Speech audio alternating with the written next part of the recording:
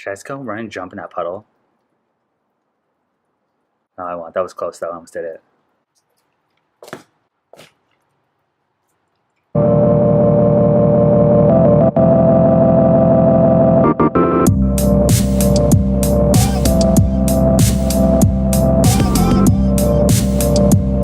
Today I'm doing something kind of weird. I'm doing a Hoppy Brett Witbier. I heard on the Brewing Network on one of their podcasts, The Session, they had Almanac Brewery on, and one of the owners, I think he was a brewer, he said that adding a bit of coriander with Brett gives it sort of a citrus flavor to it. I guess something happens in the biotransformation or something with the chemical compounds. I don't understand what he said, but it sounded great, so I'm going to go for it. All right, here's the recipe. You can see 13 ounces of pale Belgian flaked wheat, oats, blah, blah, blah. You can see all that. 5 grams of coriander, and I got 0.75 ounces of Citra, and then I'm going to use Brettanomyces bruxellensis from White Labs. That's the WLP 650. I'm going to go for 1049 post-boil, 49 IBUs, and about 4.7% alcohol. I'm going to do a step mash, so I'm mashing in at 4.5 quarts of water, and then, 4 quarts of water at 128. For the step mash, I'm going to use Brewer's Friend. That's brewersfriend.com. Tools, calculators, and then mash calculator. I have 2.19. This is 1.14. And first rest needs to be at 120, say 122. Update. So that's about right. That's also not including the dead ton space, which is a half a gallon. So it needs to be at 4.5 quarts at 130-ish, 132. I'm going to do 130. Step it up. I want to go to 154 next. Update 1.6 quarts. I want to then go to 168 for somewhat of a mash out, and that's at 1.4.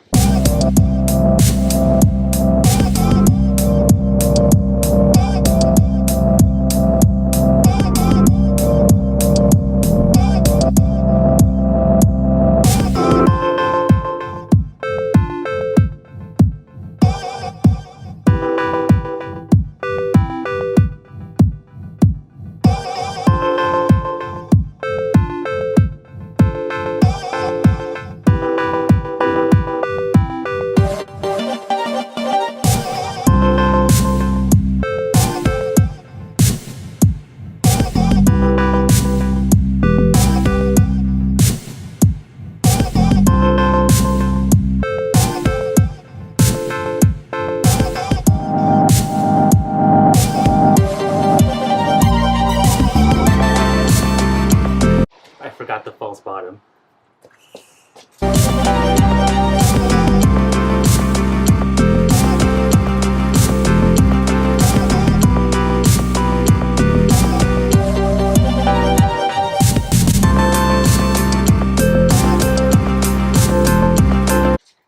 Alright, well, the rain has calmed down. It's been about 20 minutes. Let's see how this holds up still. 118, that's not bad. It's not a bad drop. Considering I'm doing a mash for a 1 gallon beer and a 10 gallon mash tun, I'm hanging in there. Because this is such a small amount, let's change this to 1.6. So this says about 6 cups of water. All right, I'm gonna go just under that. I'm gonna go 6 cups of water, and I might go to 153 for the next mash step, which is just fine with me.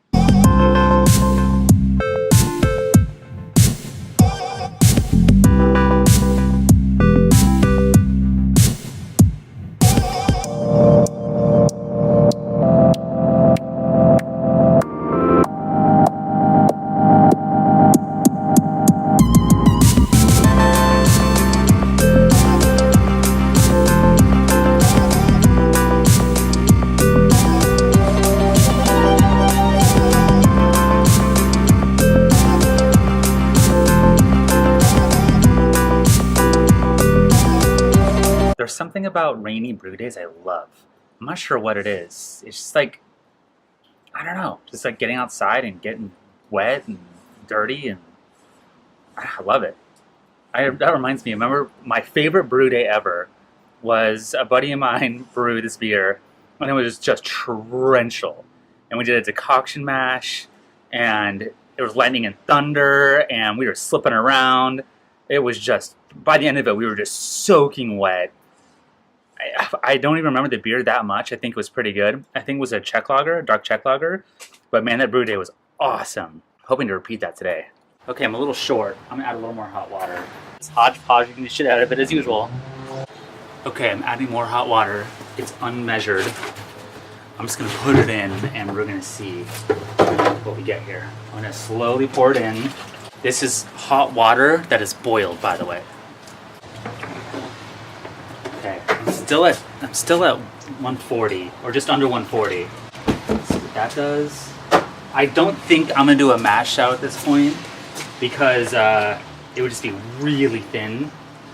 For some reason, the mash schedule from Brewer's Friend didn't work as intended, or as planned, I should say. I'm still only at 140. Well, so that was 12 cups of water, and I couldn't get it past 140. I see what I did wrong. I did not calculate for the false bottom. So the Brewer's Friend here was calculating 1.6 quarts based off 2.5 quarts. It was actually at 4.5 quarts, so I need to add another half gallon to that to compensate for that being with the dead ton space. I still added 12 cups of water, which is 3 quarts. I still couldn't get it to 154, but I'm also mashing in a 10-gallon mash tun, which is a horrible idea for a 1-gallon batch. I have about 7.5 quarts in this mash already, which is just under 2 gallons. That's 1.8 gallons. I would like to get to closer to 3 because with the grain absorption and the dead ton space, I'm probably going to get about 2 gallons. I need to add another gallon or so to get this right. I have currently just about half a gallon, maybe just over, boiling right now. I'm going to try and add that. Hopefully I can get really close to what I'm going for. Obviously, more planning and more better equipment would solve all this problem. Just ignore this whole part if you want to just watch the music and fun part. All right. This is half a gallon or so. I want to at least get it to 160 or so, 158. I'd be okay with that. I don't necessarily want to, I don't have to do a mash out. I want conversion is what I want. And I don't care about my volume anymore. I don't care if I get a half a gallon out of this. I want to get sugars. So I'm obviously going to take a gravity reading and see where I'm at, if I'm in the right ballpark. I mean, if I'm in the right ballpark, then whatever. But I do have dextrose on hand in case I need to add a little bit if I'm a little shy of my gravity. I'm really making a mess of this. All right, almost at 150. Jeez, man, what's the guy have to do to get to above 150 around here? So that's a half a gallon, and I'm at 148. Just sad. I mean, it's just sad. So here's the thing about brewing. You do everything right. You plan it all out. You don't have the right equipment like I do. And then you just kind of make a mess of it. I feel like other brewers don't have the same issue I do, but I'm also winging it a lot, and I also try a lot of really weird new stuff. Maybe if I was consistently doing 10-gallon batches, it'd be different. Or if I was consistently doing the same style, it'd be different. But, I just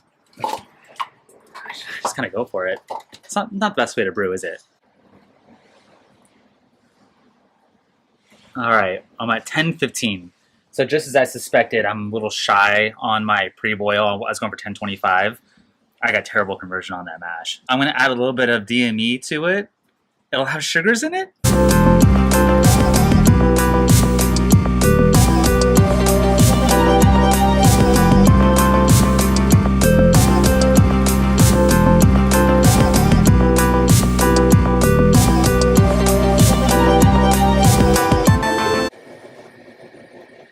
$10.24.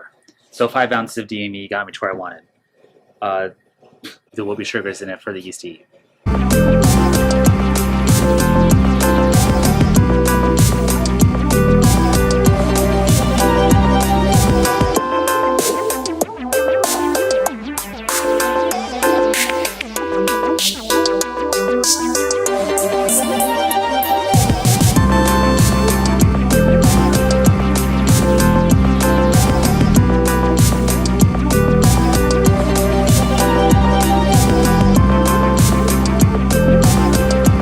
Okay.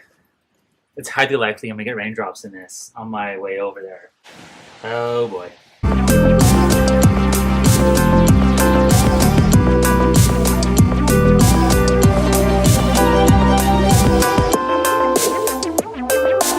Calling it there. I'm using a Brett anyway, so it'll be tolerant to this heat. 10:47. Well, I got sugars. It wasn't pretty. It wasn't the sugars I was intending. It wasn't the mash I was intending. But I got them. And 10:47 is about where I was going for. So awesome. See, even in your failures, you can still succeed.